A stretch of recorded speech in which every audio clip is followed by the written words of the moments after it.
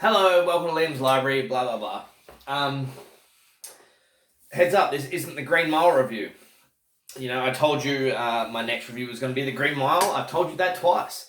It's not. I've been watching movies, man, because this COVID-19 isolation thing is doing my fucking head in. So I've been getting up early and I've been watching movies. Watching 2019 movies. My dogs are barking because my girlfriend's home. Perfect timing to start a review. I bet they knock on the door. Anyway, whatever. I've been, like I said, I've been watching 2019 movies. I just watched that Kristen Stewart movie, Underwater. Watched Zombieland Double Tap yesterday, man. I'm not gonna review that. Just go watch it. That movie just made my fucking day yesterday. I had such a great time watching that. But this morning, oh my god, I watched Terminator Dark Fate. And you know, like, I've watched a couple of reviews on it, man. I have. And the reviews told me it's the third best one. But when people say that, what they mean is number 2 is the best, number 1 is the second best, and Dark Fate is the third best. Now, I agree with that, but I don't. Because to me, number 1 is the best, Judgment Day, number 2 is the second best, and this one, Dark Fate, is number 3, but it's a really great movie. Don't get me wrong. So this is a quick Terminator 6 rant. Really, I'm not going to review the whole movie. If you haven't watched any of the Terminator movies, I'm not going to tell you that it's about this, it's about this, it's about this. Fuck, man. Go look up the synopsis online or just go watch the movies and treat yourself. Apart from that, so it's like, okay, I'm going to be real quick about this. Real quick. So, this movie, Terminator Dark Fate, it discounts Judgment Day but explains it. Now, Judgment Day is a huge accomplishment. It's one of the greatest movies of all time. Probably top 10 movies ever made. Up there with Jaws and The Exorcist. Now, the original Terminator is my favourite, right? Because Arnie's the bad guy. Michael Biehn as Kyle Reese is just fucking brilliant. And all the quotes are just fantastic. I'm about to hit pause and go and yell at my dogs because I can just keep hearing them woofing. I'm not, right? Let's keep this going. Okay, so it does, but it discounts the rest. So, like, Terminator 3, Rise of the Machines, fuck off.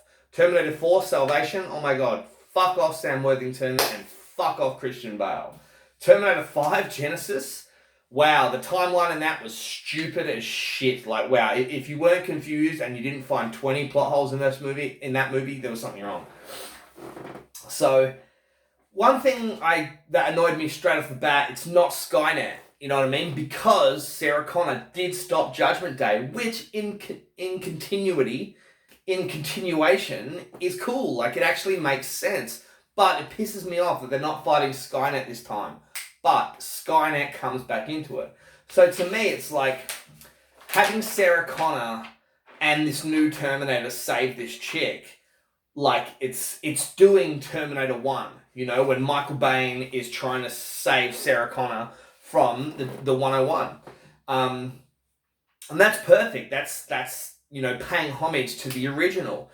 But when I realized that it was kind of just discounting Judgment Day, but it doesn't, you know what I mean? Like, it explains Judgment Day in some exposition in a hotel room.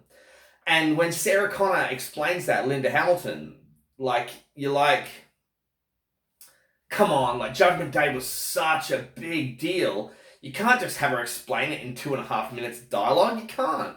But, like, she does that, and then it gets explained a bit further along the way.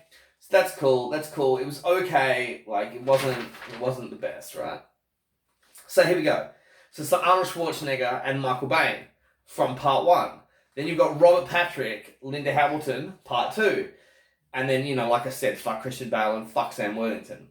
Then in this one, we have Mackenzie Davis as the savior Terminator, and Gabrielle Luna as the bad Terminator. Now, let's just think about that. You know what I mean? Like, let's think about the good Terminators versus the bad.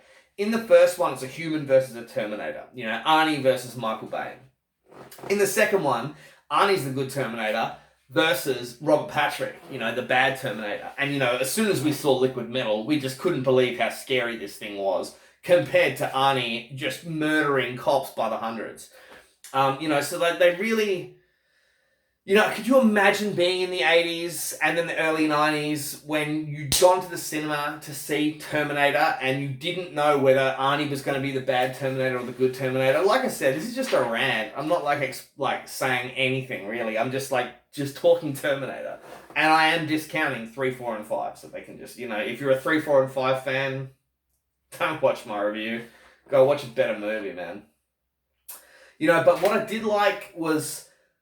The body count in this was right up there, right? So the body count is wicked. There's a lot of humans being murdered by our bad Terminator, which reminds me of Terminator 1, the very first Terminator. Arnie goes through that cop station and murders a lot of police officers, man. Just kill, kill, kill, kill, kill. This pays homage to that.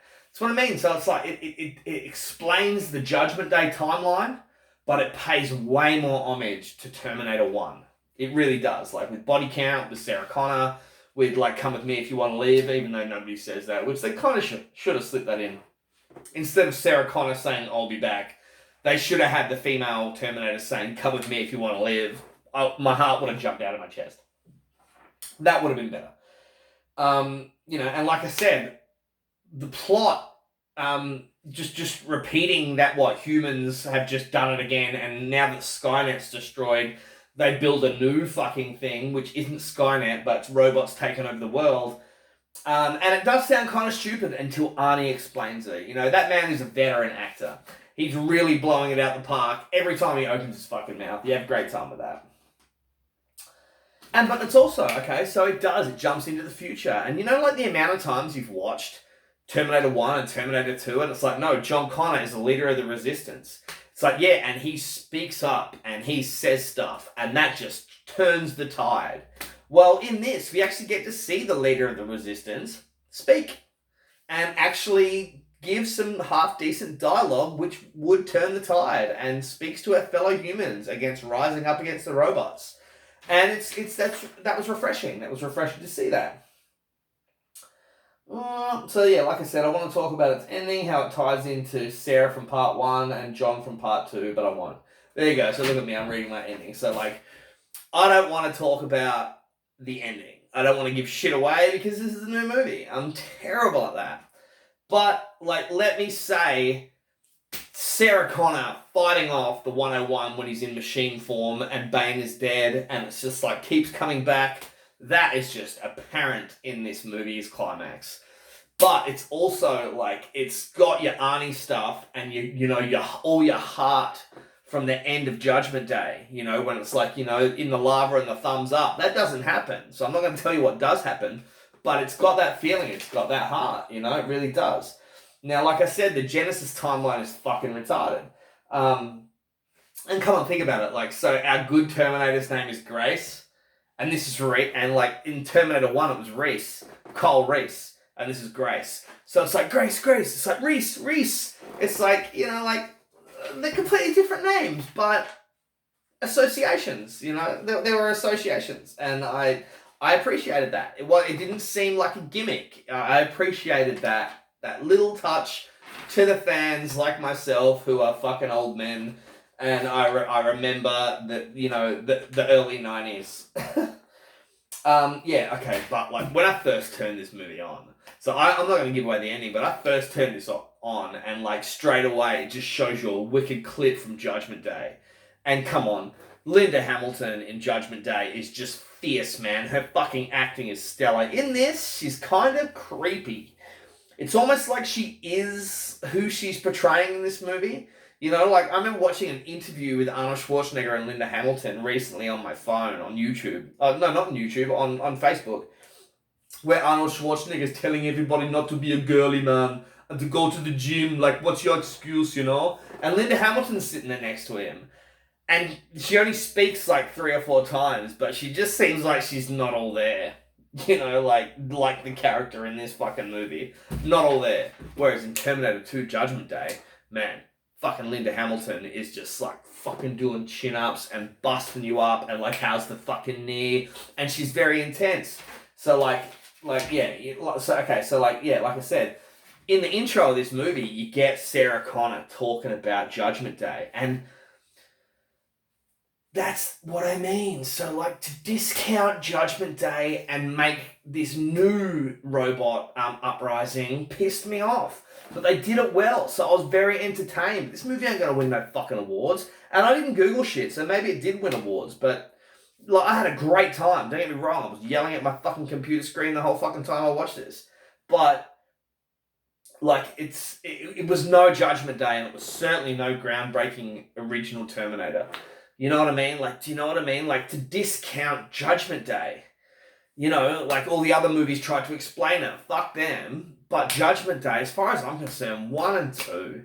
If you want to have fun with another Terminator movie, watch number 6, because it was a great time. You know, Arnie was cool, and, you know, as the 101, he just really takes on the new Terminator really good, because he is that kind of Terminator. They sent him first to murder Sarah Connor, and he's a fucking killing machine. But then, from that onwards, he's a saving machine, but we do get to see him kill, which is cool. So, like I said, you know, the Judgment Day exposition was way too fast. And it is a mashup, you know, and like I said, fuck the rest. 1, 2, and 6 is all. And it's got this cool hidden message, you know, for John Connor, because we got no Edward Furlong in this movie. You know, Edward's doing his own thing these days, away from Hollywood, I imagine. So we get this CGI John Connor at the start, and whatever, but he's not in the film. Like, I mean, that like they get away from the Judgment Day timeline, and they create a new one. But it's done, you know, this was directed by Tim Miller, the guy that does Deadpool and you know, and he's a good director. Didn't he do fucking Joker? I think he did. Now, this might be on fucking Liam's Library's fucking mistakes, because I don't know if Tim Miller did Joker, but I know Tim Miller did this and he did Deadpool. So, okay, so quick rant over. Best Terminator ever is number 1. Michael Bain leaning down to Sarah Connor in that nightclub. Come with me if you want to live. So everybody thinks that Arnie come up with that line, you know, because we all remember Judgment Day, like, come with me if you want to live, in the psychiatric ward. No. Michael Bain said it first. Come with me if you want to live.